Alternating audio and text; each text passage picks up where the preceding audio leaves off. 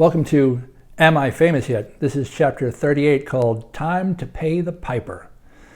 Said the elder bluesman to his protege, "Always remember the 3 M's of the blues, son." "What are those?" the novice asks. The bluesman replies, "Number 1, money.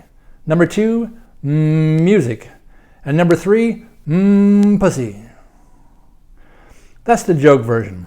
The more serious breakdown that cats talk about all the time consists of number 1, the money, number 2, the music, and number 3, the hang. Most gigs satisfy just one of these 3. You should feel really fortunate when you find a gig that covers 2 of them. And you need to get down on your knees and thank your lucky stars and the 8-pound infant baby Jesus should you encounter a gig that regularly covers all 3. They're quite rare. In the joking and more serious versions, money is the first item on both lists. Getting compensated for your work allows you to be able to afford food and rent. Without those things covered, it becomes much more difficult to continue to do more of the same kind of work.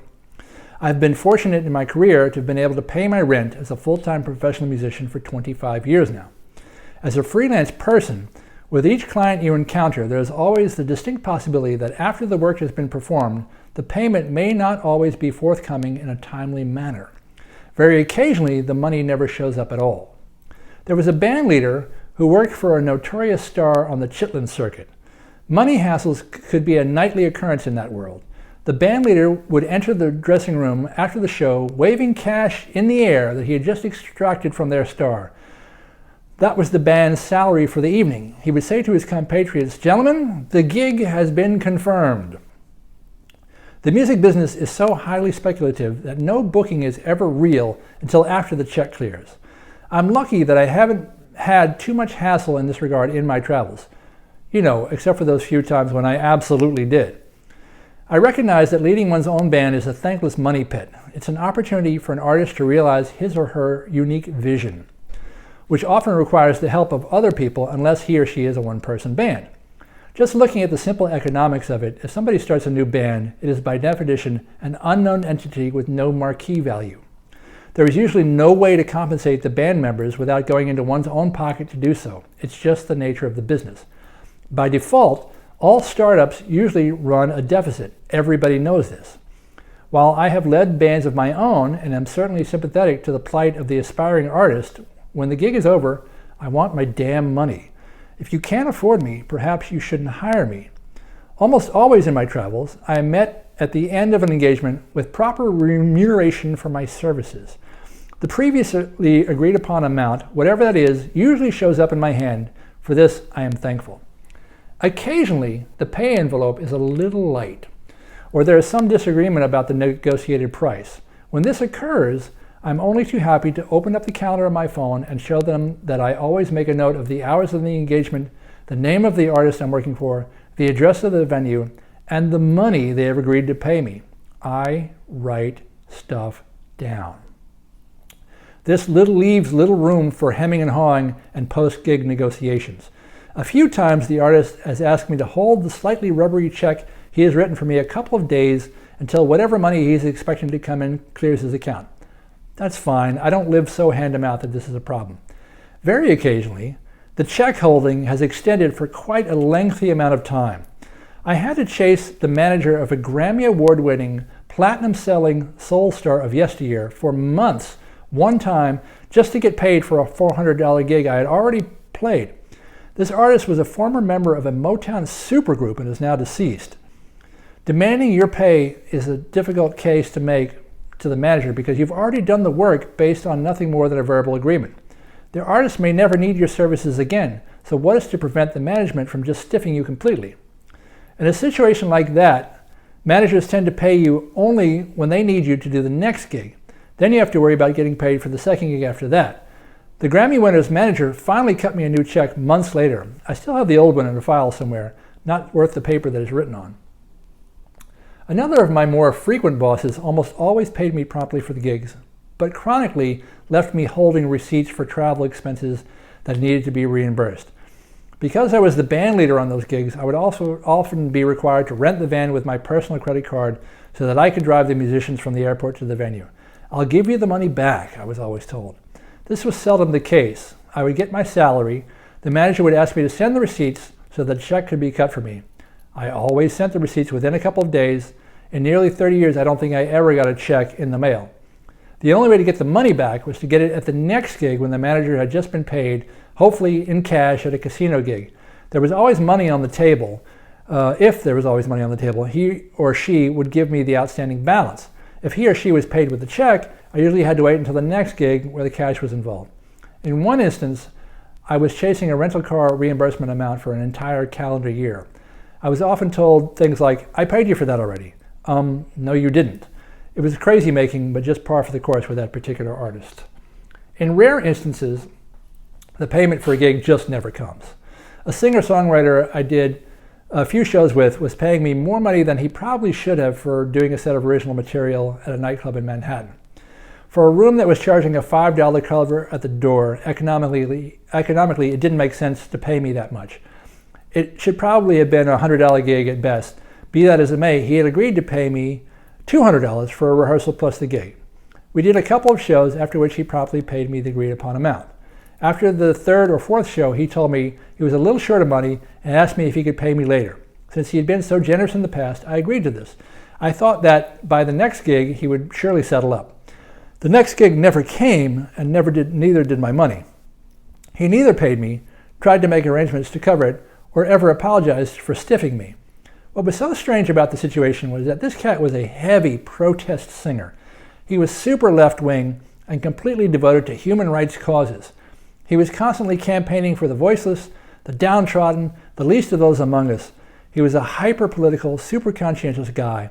I still get his email newsletter in which he talks about doing things like going to Afghanistan to lend his songwriter voice to an anti-war protest and similar activist causes. It just turned out that his regard for the refugees didn't extend to the bass player for whom he had agreed to make certain financial arrangements.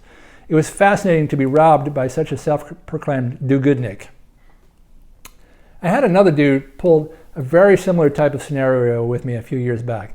It was even for the same amount of money. He was a cabaret performer who was into me for services which he owed me $200. I knew he was short of money. I knew he was struggling financially and in over his head. I also knew that he would continue to hire me for other things in the future. I decided to take a calculated loss on the money. I figured that over time he would end up paying me more money than just the shortfall he owed me.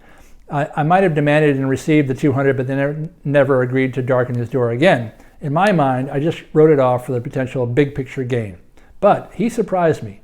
Every time I would see him after that incident, he would say, "Oh, I know I still owe you money. Here's $20. Or he would give me a check for $50 or something. Over the course of about a year, the dude paid the bill in full. I was shocked. He turned out to be one of the most honest and scrupulous people I've ever met in the music business or otherwise. His name is Daryl Glenn. I want you to know that people like him exist in the world, who do what they say they're going to do, even if it takes them longer than they thought it would. Thanks, Daryl, for reaffirming my faith in humanity. I need affirmation after some of the other more painful financial lessons I have learned." By far, the worst of these was one of my earliest music business experiences at a restaurant startup in London, after I had quit my record company gig, but before I ended up going back to music school. It seemed like a great fit for me musically as well as business-wise. The owners of the restaurant hired me to book musical duos into the joint 5 or 6 nights a week, playing blues and jazz. The perk that I wrote into the deal for myself was that I was to be the house bass player for these duos every night. It was shaping up to be a great situation for me. They were also making noise about sponsoring me for a work visa so that I could be a documented alien. They were saying all the right things, and they were very charming about it. I was there with them as they were constructing the place. I helped them with the sound system, auditioning the musicians, and started filling up their entertainment calendar. I got to hire and then work with some incredibly talented people on this gig, some of whom have become lifelong friends. It was a great situation, until it wasn't. The owners were high-minded dreamers. They seemed to be interested in surrounding themselves with all of the proper talent necessary to pull off something really nice. There were 2 problems. Number 1 was this was their first venture into a restaurant. As everyone knows, it's a very difficult business to be successful in. They were certainly in over their heads. The second problem was more subtle and more insidious. The owners had met one another because they were all former members of a certain so-called famous religion, famous for having a lot of big Hollywood actors as devotees. There have been numerous documentaries made about this alleged shaded business dealings of this questionable church.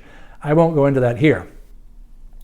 From what I was able to observe, this so-called church seemed to have taught these budding restaurateurs the life ethic that the ends justified the means. The atmosphere over there was Machiavellian. The owners were willing to say or do anything if they felt that it furthered their agenda and personal interests. This sounds like a potentially positive trait for a business person. The sharks are the ones who do best, right? But these guys went off the rails with this type of thinking, especially when things started to go downhill for them. As the business was beginning to fail, and I'm being kind here because they never really had a chance, they started to become extremely unscrupulous. They had no compunction whatever in telling you a complete lie right to your face. I don't even mean sugarcoating things or telling half-truths. They had the ability to propound an outright mendacity without batting an eyelash with a huge smile on their faces. I'll give you an example of what they did to me. Here's your paycheck, one of them said with a warm handshake, as he gave me a piece of scrap paper that looked like a check, but in fact had zero actual value. The owners had convinced me that it was typical in England for people to be paid monthly rather than weekly, so the check they gave me that bounced was for an entire month's wages. It took another 2 weeks of further broken promises and additional worthless checks before I finally had to walk away holding in my possession bounced checks for 6 weeks of wages totaling £1,400. I took the owners to small claims court and got a judgment in my favor for the bounced checks, penalties and fees and interest totaling £2,608.71. They admitted to this debt to the court in writing and agreed to a payment plan of £200 per month until the debt was paid off. For perspective, they owed me the equivalent of $2,691 in 1990 US dollars for unpaid salary and $5,014 for the eventual court judgment against them. It was not a small amount of money in those days. I received one check for £200 before the company declared bankruptcy. After that, I got nothing else. Until the very end, they lied to the court by giving them a bogus repayment schedule that they never intended to keep. They were some pieces of work, those guys. I ended up no longer being able to afford my cold water flat. I moved into a spare bedroom of a pal's house as a lodger and tried to figure out my next move. At least one of my musician's friends, whom I had hired as an entertainer at this restaurant and accompanied as a bass player, also experienced some non-payment of funds owed by these dudes. His outstanding balance was for a far smaller amount than what I had been owed. In light of continuing lies and broken promises from the management, my friend wisely decided to settle the £100 he was owed by taking it in trade. A microphone on the restaurant stage retailed for just about £100. He pocketed it in a unilateral settlement of accounts. After my unsatisfactory experience with the management in court, I can unequivocally say that he did the right thing. From my experiences in London, I decided that playing music was something I definitely wanted to pursue as a career. I realized also that because of this aspiration, I really needed to get some formal musical training if I was going to make a serious go of it. Additionally, I decided that without a work permit, another broken promise from the restaurateurs, the UK was officially kicking my ass out.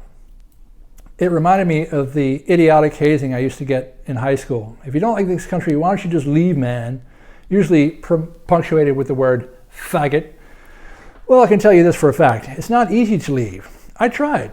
It's a myth. The rest of the world doesn't want you. You can't just pick up and move somewhere else.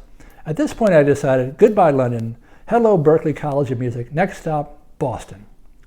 About 15 years after the London restaurant debacle, I ran into a random 20-something-year-old guy on a subway platform in Manhattan. The kid recognized me by name and seemed shocked to run into me. He said he remembered me from the restaurant in London. This wasn't a total surprise to me since the owners had managed to hire a whole gaggle of American exchange students that summer as cheap labor to be their wait staff. I didn't remember this kid's face at all, however. He never told me his name. When I got home later that night, there was an email waiting for me from this kid's dad. As it turned out, the dad was the lead manager/liar at the restaurant. The kid had been about 12 or 13 at the time when he was helping his dad out. I have to add that the kid was pretty lazy back then and really wasn't much help. I didn't recognize him as an adult. The dad's email said how great it was that his kid had run into me, how great it was for us to reconnect after all these years, and what a wonderful and small world it was. The email was all rainbows and unicorns. I wrote back to him saying that I had traveled the world since our last meeting, that I had performed for millions of people since then, and that in all of my travels and all of my professional dealings, I had yet to encounter anyone in the entire world as dishonest as he was. I told him I even had the court papers with the amount of money he still owed me, which I would be happy to show him if he liked. He never responded.